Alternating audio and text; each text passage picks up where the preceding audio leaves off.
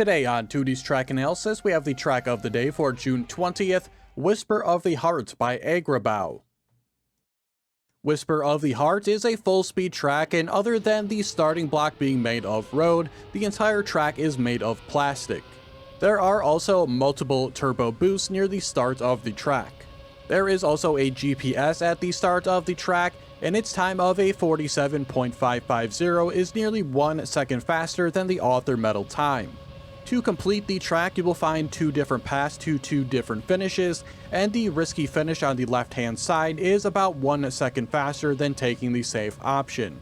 Throughout the track, you will also find multiple speed checks, with some being harder than others, so sometimes you will be able to make a jump with lower speeds with a different jump trajectory. Other times you'll have to take a full standing respawn in order to collect boosters.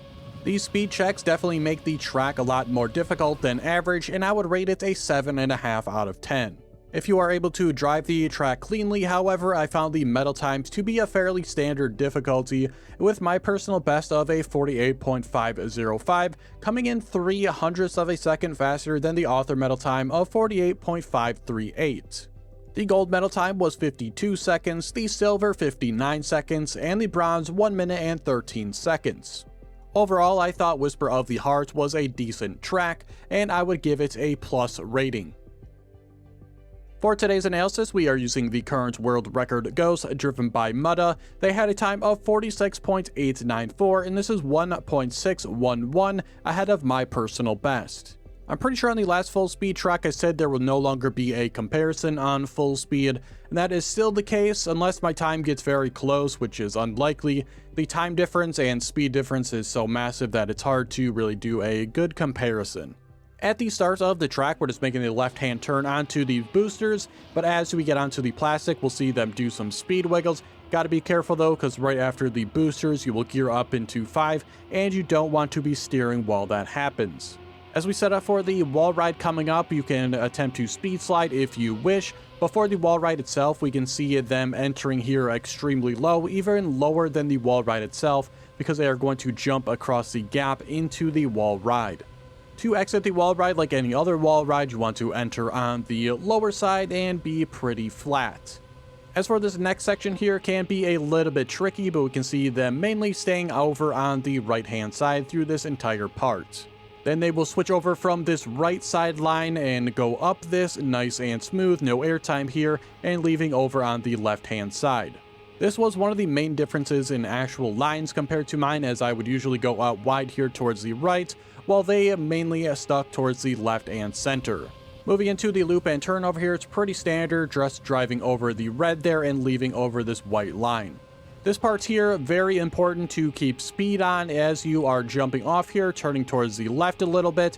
This should give you a nice low and flat landing. You also want to be on the inside line of this checkpoint. If you end up jumping wide here, you will lose a lot of speed having to turn back towards the left.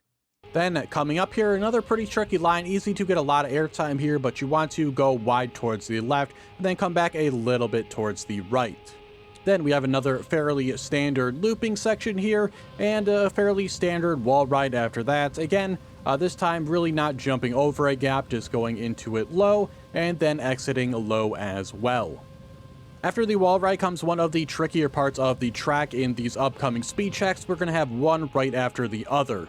And here we want to be jumping straight across. The more speed you have here, the lower you can jump as well. But again, we can see them jumping basically straight across here, landing very early, and then right after that, it's going to be another speed check here, again, just jumping straight across. After those speed checks, we get a little bit of a break here with a longer, straighter section into a looping section, and into the looping section, we can see them entering low here on this red block.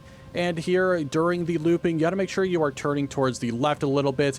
Easy to bonk or clip anywhere on the right hand side here. So again, make sure you are turning a bit towards the left. Once we get to this straighter part here, this is where you get to make your decision if you want to go for the risky path or the safe path. The safe path is over here towards the right, and the risky path is up towards the left. Of course, the world record is going for the risky pass, so moving over to the left-hand side here, we got another massive speed check. Again, the more speed you have, the easier it is to get across, and the lower you can jump.